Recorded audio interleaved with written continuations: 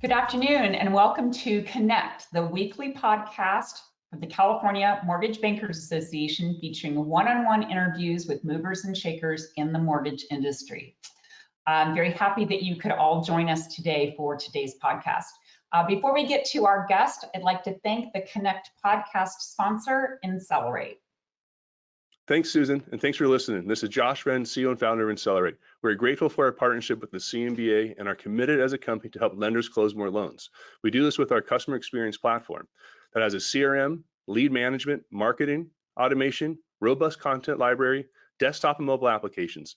We do this to help you engage and stay connected to your current borrowers, referral partners, past borrowers, and potential new ones. If you want to find out why we're the fastest growing CRM provider in the mortgage industry, please reach out to us and ask for a demo. Okay, thank you, Accelerate and Josh Friend. That brings me to today's guest, which is somebody I've had the pleasure of knowing in the industry for many years. Welcome to Carl Tyree with Arch MI. Hi, Carl. Hey, good afternoon. How are you? Great, doing well. Now, I want to go in and get into the podcast here, and I know you've been a guest on Connect before, so thank you for joining us again. We appreciate that. I know you're with the MI company, but you have a very different background than a lot of MI sales leaders. What are your thoughts about the volatility you're seeing in capital markets, interest rates, and how long do you see that extending this year? Oh, you're forcing me almost into a prediction, which is always a tough thing. But I will say it's going to be a challenging time for a lot of our clients and for originators. And I think we've already seen the beginning of that. I think for our clients that own servicing that have a pretty decent MSR book, they have the luxury of seeing a pretty good write-up of the valuation of those assets. So that probably feels pretty good on the balance sheet. I think from an origination standpoint, there's probably some significant headwinds, right? You see this incredible move up in interest rates, and the refis minus cash outs are pretty much all but gone. Right. And then, to your point, from a volatility standpoint on rates, I think the Federal Reserve is hell-bent to, tame inflation. And there's really just a couple ways to do that. It's really curtail demand or raise taxes. I don't see a lot of demand for raising taxes, which means they're going to curtail demand by raising rates, right? And you're going to see an economy that slows down. When? Right. Who knows? But yeah, it's a balancing act right now. What would you say is most critical for lenders to get right in the next 6 months? That's a really great question. I've been able to talk to quite a few lenders the last 60 days, probably a lot more than I normally do. There's been a lot of regional conferences that got pushed back, and I was able to attend quite a few and just interact even over the phone with some executives from various independent mortgage bankers. And I think the ones that I think are going to be really successful are what I consider to be pragmatic forecasters, right? So they don't envision what they want to happen for their volume. They look at their pipelines and they accept what it is and look at the market, and they know there's headwinds. And I think they're making the adjustments. And you've already seen some lenders start right-sizing their back operations. Yeah. We've already seen some pretty decent layoffs, which is very unfortunate for the people that work in the business. But as someone that's responsible for a P&L, I think it's the right decision for these folks to do. So I think those are going to be the most successful people, and those are the decisions you have to make. You got to get right in the next 6 to 9 months, for sure.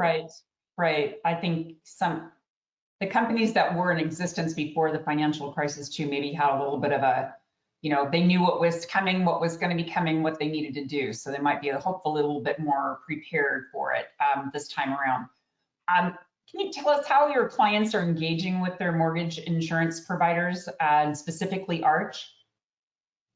Yeah, sure. I think now that we're kind of passing by, let's call it the COVID time, we were locked down and not as much in-person engagement. And quite frankly, with all the refis gone, you do have some mortgage companies that have refocused on making sure their employees' skill set is up to date. And whether it's condos or all kinds of other guidelines, maybe around self-employed borrowers, it's a time to retool. So we've seen a lot of people take advantage of our training opportunities.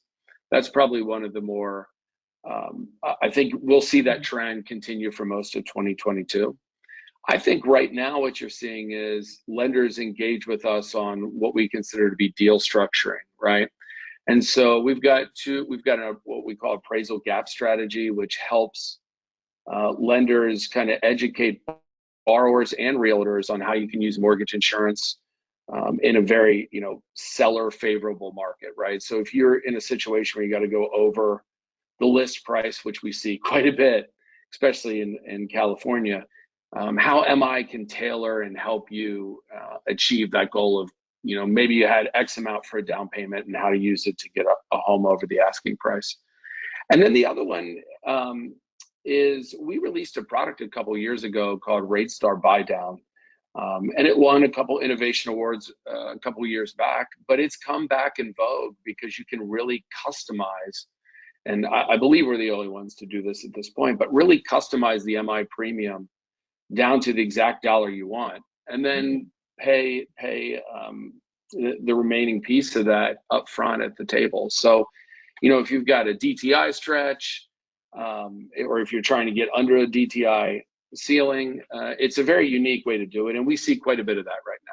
So it's great to see us being the first call for those. That's that sounds like a very timely product for lenders to be taken advantage of. That's for sure. It is. As a company that has a huge position in mortgage credit risk, what aspects of the mortgage market are most concerning to Arch right now? Well, let me say this. Overall, I think we're still bullish on the market, right? There's fundamental supply and demand issues with housing that's very favorable, even with this interest rate spike, and that's going to cause some volatility. I'd say generally we're still bullish on the overall market. I think you've got to be mindful of the borrowers that are really, really stretching to get into homes, right? And so within the borrower aspect, I think you see our price reflect our opinion on our appetite for the super high LTV risk versus, let's say, middle of the road 90s, something of that nature, and kind of the same story with FICO scores. From a valuation standpoint, while most of the country, is seeing, some higher valuations, there's some pockets, some specific geos that we think are pretty frothy right now, right? And I think you've got to be very mindful of your concentration risk in certain areas around the country. And again, I think that's where risk-based pricing is very helpful to MI companies, and certainly for Arch, who's been running risk-based pricing longer than anybody else. Right.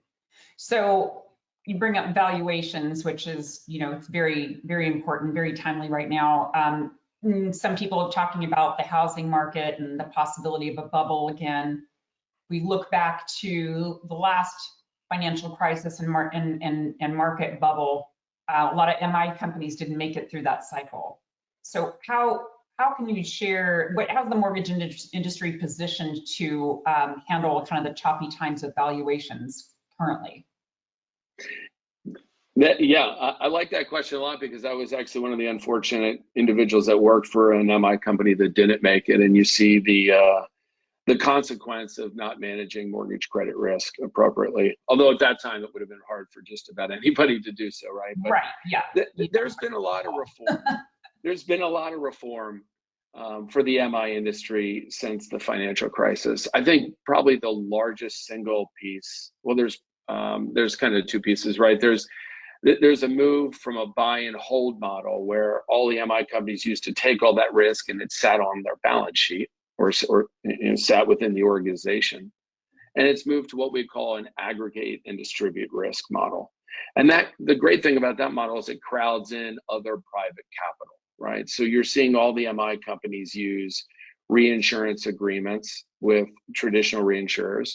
And you're also seeing MI companies use what's called MILNs, which are mortgage insurance linked notes. And Arch, with its acquisition of United Guaranty back in 2017, has actually been a larger issuer of those products relative to anybody else. And so what that does is really it takes kind of a mezzanine layer of risk and allows other participants that want to participate in mortgage credit risk that don't have an MI company to participate in that in mortgage credit risk. So a lot of the risk has been dispersed over the capital markets, and that's a really good thing. Right. Yeah, much better Really positioning than when Yeah. we didn't know what cliff we were all falling off of in the Right. early And 2000s, actually, right? Susan, I said two things, and I rambled on that one because that's the most impactful. But it is important to note that the entire mortgage insurance industry has adopted risk-based pricing, and that allows you to make the adjustments. You're right. You get feedback when you sell insurance-linked notes or you do reinsurance agreements, and you get feedback from other capital partners. And allows you, risk-based pricing engines allow you to adjust your pricing of not just how we think about mortgage credit risk, but how the whole market thinks about it. Right. So getting back to lenders and originators out there, there's a lot of talk, of course, talk about margin compression. What do you think allows that pressure to go away? Well, time will ultimately solve that, but there'll be some pain during that time, right? I think right now there's a little bit, it feels like a war of attrition, which is if I can hold on with my current model and maybe attempt to grow by buying branches, grabbing other people, things of that nature, I can outrun this thing, right? Right. So there's a little bit of that. And then there's also, you're going to have to right size the operations, right? Yes. And then the last thing, and I think, it's the third rail in mortgage banking, but it's LO comp. And at some point in time, if you're only making X amount, such a significant portion is going to the loan officer, that's going to eventually have to come down to right size that people that own organizations or invest in organizations receive an appropriate return on their investment. So I think those three things together, and it's just going to take a little while to get there. But I definitely think the consolidation will certainly speed up that a little bit. You just got a lot of capacity fighting for very few deals. Right. Yeah. After, the refi market dries up, right? Yep. Do you think the mortgage industry has much to worry about if FHA lowers their mortgage insurance premium? I know there's a lot of people from a mortgage standpoint that are very supportive of that. Clearly, from a mortgage insurance standpoint, it could impact volume, but I think it'll be pretty minimal for a couple reasons. One is the risk-based pricing engines allow us to be very, very competitive in the marketplace for the risk that we like, right? And I think that goes for all 6 MI companies. I shouldn't speak for everybody else, but I think that's a general assumption for mortgage insurance. I think the other thing is when you look at the supply and demand issues out there, it's still such a seller's market that I think realtors, whether it's good or bad, realtors kind of frown upon FHA financing contingencies.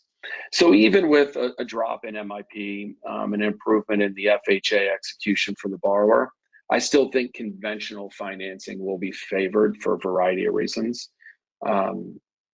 So I think it'll have minimal impact for us. Okay. All right. Well, Carl, great content today. I really appreciate your insights. Thank you so much for once again joining us here on the Connect podcast. Always great talking to you and always great being a supporter of the CMBA. And thank all of you for joining us today.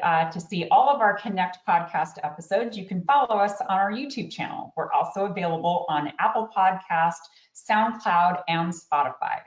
That's it for this week, and we'll see you next time on Connect.